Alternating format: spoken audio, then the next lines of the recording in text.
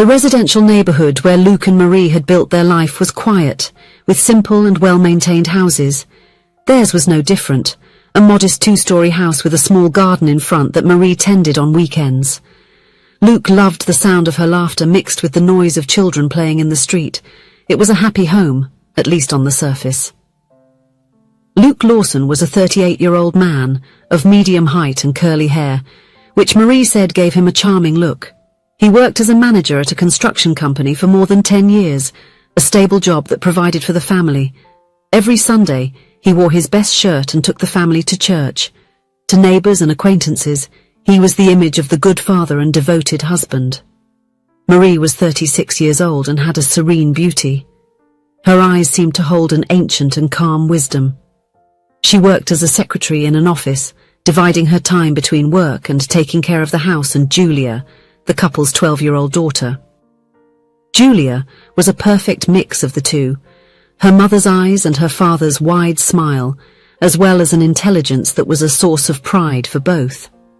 Their marriage would turn 14 years old the following month. They had plans to have a small vow renewal, something simple but meaningful. Luke had promised to make a special surprise for Marie. She smiled, trying to believe that this time would be different.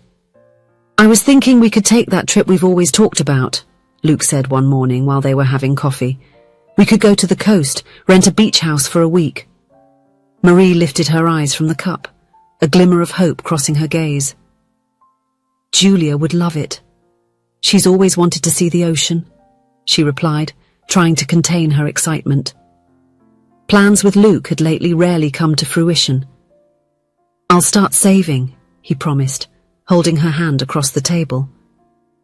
Luke's hands were rough, marked by labor, but they had a gentle touch when holding hers. Marie felt the familiar warmth of that touch, recalling the young man she had fallen in love with years ago. That night, Luke went out again. He said it was just a meeting with friends from work, but she knew he was going to gamble once more. "Don't worry, love. It's just fun. I have it under control," he said, kissing her forehead before leaving. Marie stood at the window watching the car drive away. A familiar knot formed in her throat. Initially, the bets seemed truly harmless. A poker night here, another one there. But in recent months, the outings had become more frequent, and something in Luke's eyes had changed. The house grew quiet on the nights he went out. Marie usually spent the time helping Julia with her homework or watching a movie. That night, she found her daughter sitting on the bed, hugging her pillow. "Did Daddy leave again?" asked the girl, with an understanding beyond her years. "He went to meet some friends, sweetheart. He'll be back soon," Marie replied, sitting beside her daughter and stroking her hair. "He always comes back different," Julia murmured. Marie felt a tightness in her chest. Children notice much more than we imagine. She hugged her daughter tightly, as if she could protect her from what was to come. It was on a regular Tuesday afternoon that Marie felt the first real impact of the problem.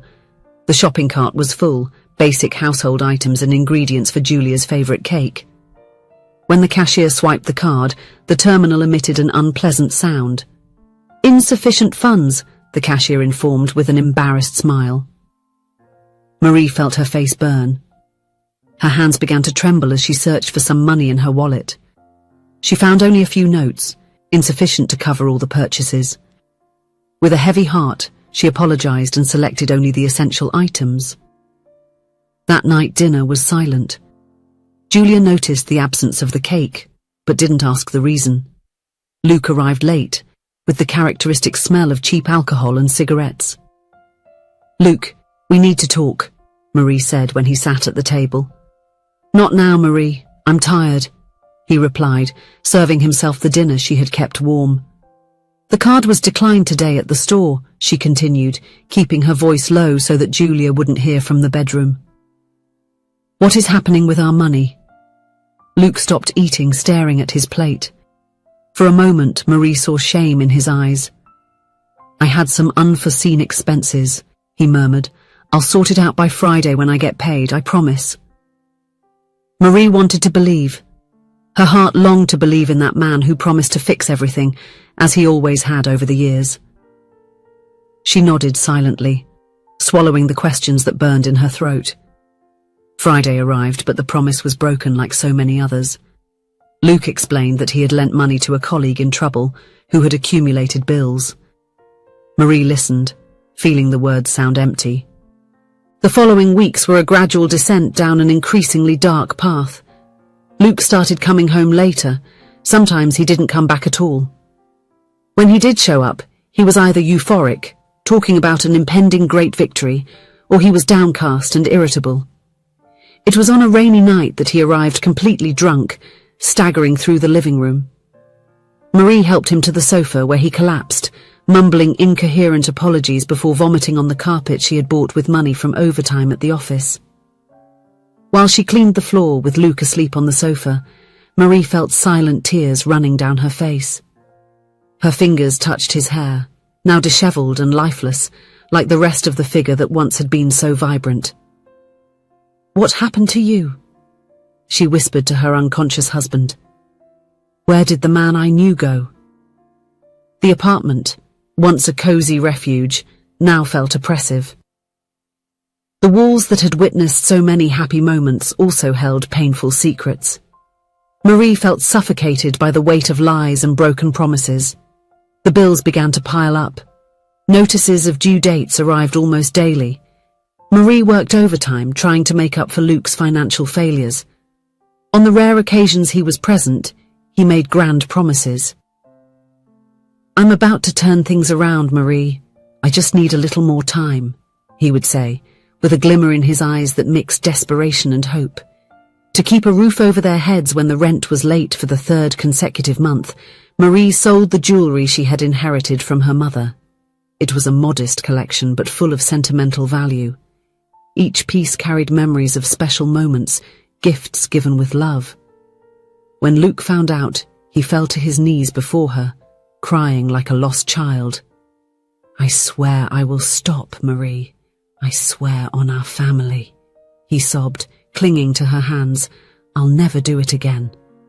She stroked his hair, feeling a mix of love and exhaustion. She wanted to believe, needed to believe, because her love was greater than the pain, greater than the disappointment. Or at least that's what she told herself every night before falling asleep. The breaking point came on an ordinary day. Marie was at work when she received a call from the bank. The voice on the other end was professional, almost mechanical. "Mrs. Lawson, we are calling to confirm the total withdrawal made from the joint savings account this morning." Marie felt her blood run cold in her veins. "What withdrawal?" she asked, her voice weak. "The transfer of the full amount to Mr. Luke Lawson's individual account." With trembling hands, Marie checked the bank app on her phone. The savings account they had been nurturing for years for Julia's college was empty. Every cent they had saved, every sacrifice they made, everything had vanished with a single click. At that moment, something inside Marie broke definitively.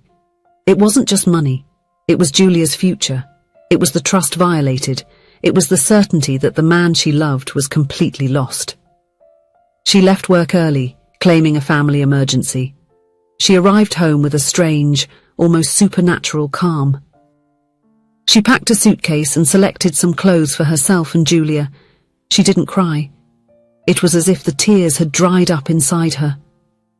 On the kitchen table she carefully laid out 3 items: her wedding ring, a photo of Julia, and a Bible her father had given her when she was young. She opened it to the page that spoke about the dangers of obsession and how it can consume even the noblest souls. When she picked up Julia from school, there was no need for much explanation. The girl looked at the suitcase in the car and nodded, as if she had been expecting this moment. "Are we going to Grandma's house?" she asked simply. "For now, yes," replied Marie, feeling a mix of relief and pain at her daughter's understanding.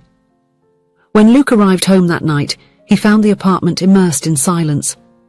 The absence of Marie and Julia was almost palpable, an emptiness that seemed to swallow the air around him. He saw the objects on the table and laughed nervously.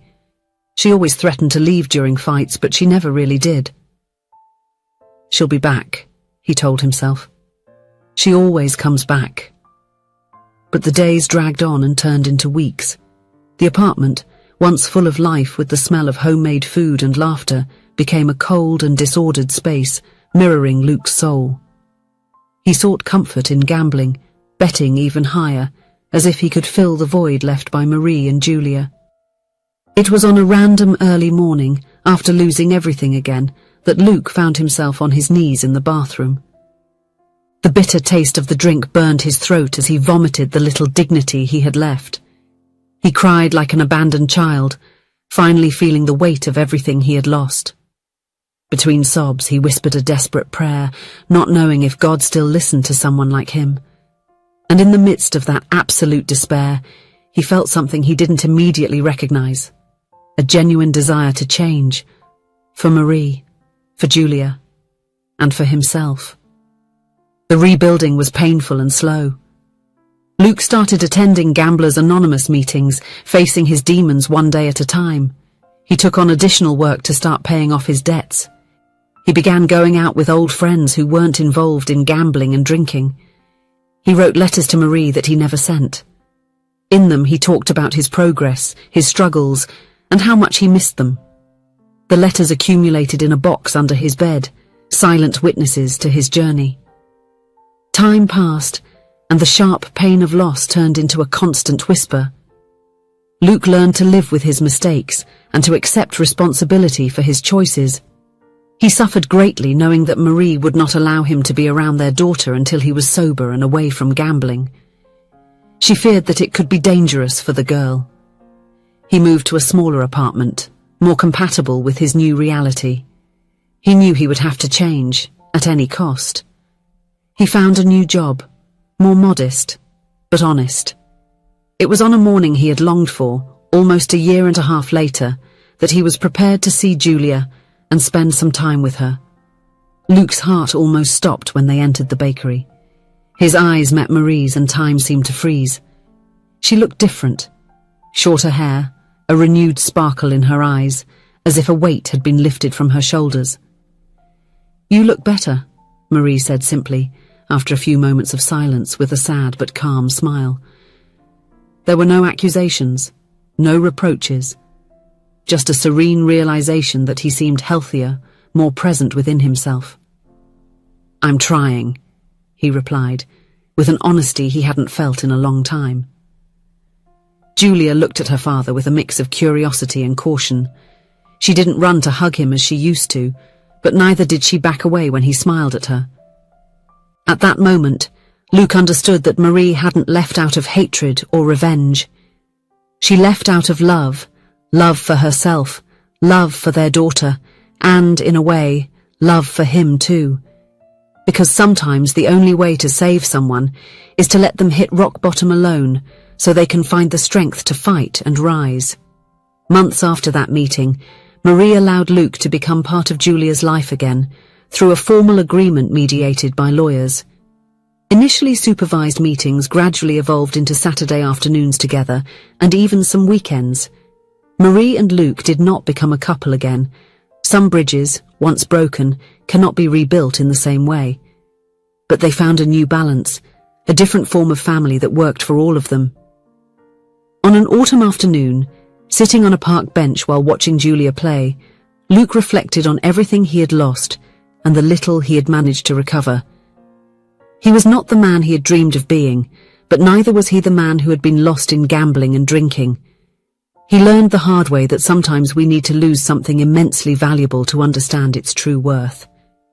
That genuine love does not always mean staying by someone's side, but rather doing what is necessary for everyone to grow, even if the process is painful. The gambling unfortunately ended his marriage, and now he knew that he would never let that addiction harm his life again. He wanted to be a better person and a better father to Julia. And as he watched Julia running with the wind messing up her hair, so similar to Marie's, Luke felt a peace that did not come from perfection, but from acceptance. From understanding that life rarely gives us perfect second chances, but always offers us the opportunity to start over, even if on a different path than we had planned. If you enjoyed the story, please leave a comment with a rating from 1 to 5 to show how much you liked it. Also, watch the video that is now appearing on your screen. See you soon.